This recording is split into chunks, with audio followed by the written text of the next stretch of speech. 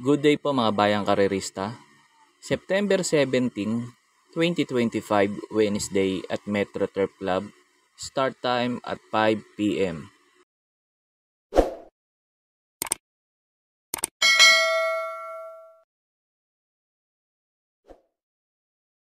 Start na po tayo. Race number 1. Numero 1, high level. Ito para po sa akin. Sosolohin ko na po. Cambio Hinete, binigay kay MP Cañete. Nagnobatos dito kay P.O. Repe. Problema nga lang dito, yung Hinete. Sana mai-rate na maayos. Pwedeng sumilat dito siguro si Labon Top, Uno Magnifico, and Cerveza. Pero pag na-rate naman to ng maayos ng Hinete, tingin ko malaki chance makatapos ng karera to kasi may bilis tong kabayo na to. Nagpreba to ng 1.13.4 si Migunda kay Samboy sa Novato sa Ranya. Pagkatapos nga po pala netong info ko dito sa race number 1, in-upload ko po yung Novato sa Run neto para magkaroon po kayo ng idea kung sosolohin nyo po ba o magpo-protection pa kayo. Kaya po sa race number 1, tong numero 1 high level, para po sa akin, sosolohin ko na po. Thereof, early second by some boy from the outside, high level. But still some boy racing the outside the line can have to high level. Towards the mile now, is still some boy moving up now in the rail is high level. Some boy and high level, but still some boy.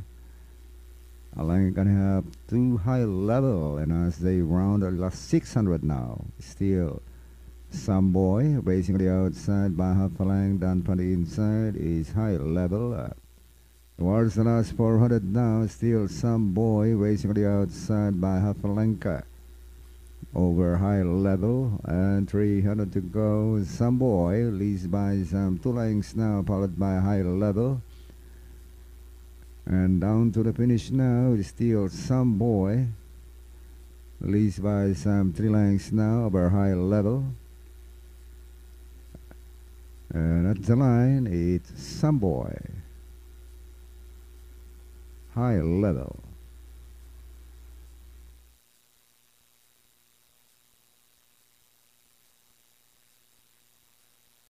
Sa race 2 na po tayo. Pampremera ko dito yung galing sa segunda.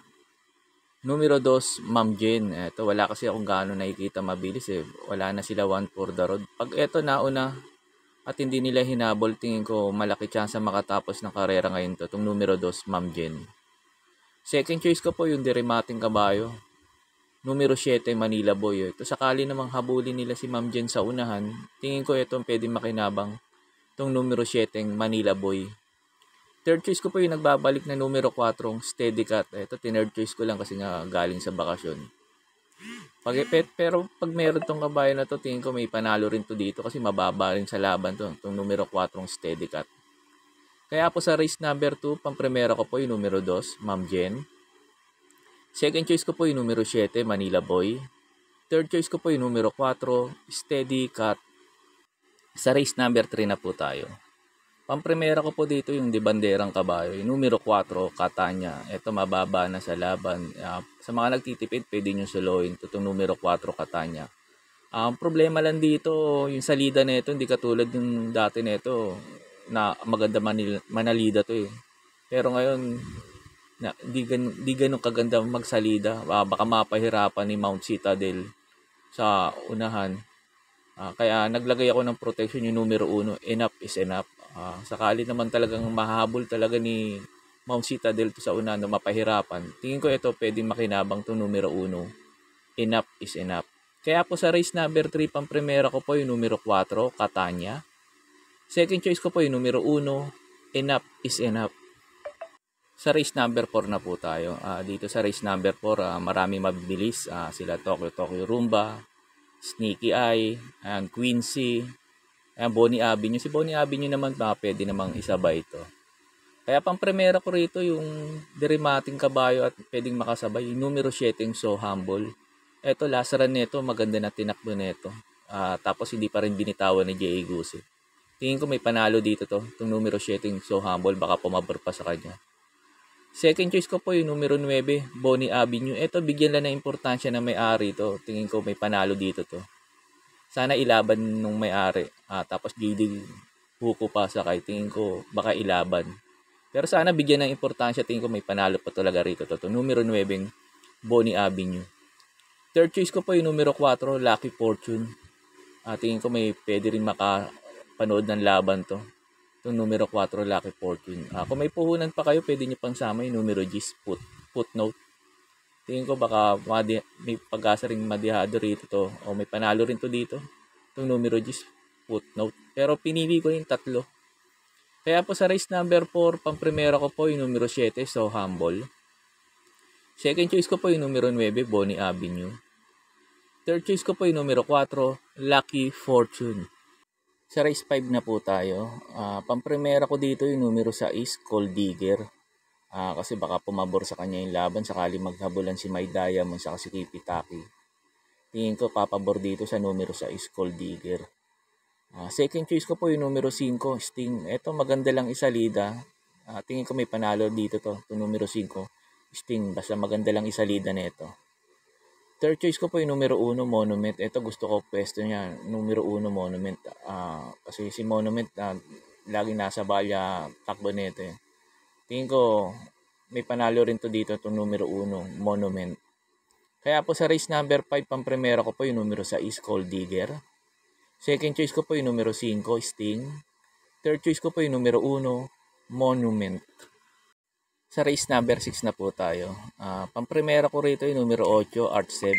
Gusto ko pwesto niya ngayon nasa labas.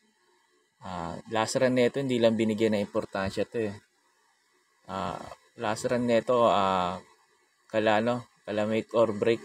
Kuman 5 yata to, hindi lang binigyan ng importansya. Tingin ko pag binigyan ng importansya na may-ari to, tingin ko malaki panalo rito to. Itong numero 8, yung Artseb. Second choice ko po yung numero 6, Grand Monarch. Ito nagbabalik. Pag ito maganda siya na lida, tingin ko may panalo rin to dito. Itong numero 6, Grand Monarch. Mababa na rin sa laban to dito. Third choice ko po yung numero 7, Hook on the Run. Ito naman sakaling walang humabol sa unahan. Tingin ko malaki chance na makatapos ng karera to. Itong numero 7, Hook on the Run. Kung may mga kursanada pa kayo dito, magdagdag na lang kayo. Medyo magulo kasi itong race na to. Halos lahat to, pag ito hindi binigyan ng importansya, tingin ko baka magkadehaduan dito sa race number 6. Kaya sa race number 6, pang-primera ko po yung numero 8, Artseb. Second choice ko po yung numero 6, Grand Monarch. Third choice ko po yung numero 7, Hook on the Run. Sa last race na po tayo. Bago nga po pala ako magbigay ng info ko dito sa last race, makikiusap po ulit po sana ako sa inyo na sana po mag-subscribe po kayo sa YouTube channel ko. At pakitap na rin po yung notification bell para updated kayo tuwing mag-upload ako ng mga videos at infos ko po dito sa racing tips ko. Arnel Racing Tips, maraming salamat po. Sa last race na po tayo, pang-primera ko dito yung numero 7, Durian. Ito, last run nito, kailangan namayan. Maganda na rin tinakbo nito, itong numero 7, Durian. Second choice ko po yung numero 9, Mr. Manilenial. Ito, baka mapabayaan sa unahan. Tingin ko malaki chance makatapos ng karera to, itong numero 9, Mr. Manilenial. Third choice ko po yung galing sa panalo, numero 3, Mythic Laila. Ito, baka lalo pang magamayan ni JC De La Cruz. At baka mag-umento pa tong kabayo na to. Tingin ko malaki chance makarimate rito. Basta maganda lang isalida nito. Itong numero 3, Mythic Laila. Kaya po sa last race, sa race number 7, pang-primera ko po yung numero 7, Durian. Second choice ko po yung numero 9, Mr. Manilenial.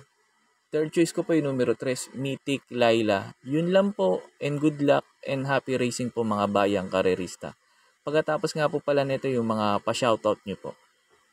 Ipa-shoutout po si Sir Del Bonte Javier. Pinapa-shoutout niyo yung OTB ng Deparo, Caloocan. Na lagi na lang daw siyang talo doon. Huwag kayong mag-alala sir. Mapapatulak nyo rin yung OTB na yung Deparo. Shoutout sa inyo Sir Del Monte Javier at maraming salamat po. Shoutout po sa inyo Sir Roberto Cruz. Sir Roberto Cruz, shoutout po sa inyo at maraming salamat po. Shoutout sa iyo Sir Jester Byron Ferrer. Shoutout po Sir Jester Byron Ferrer at maraming salamat po sa inyo.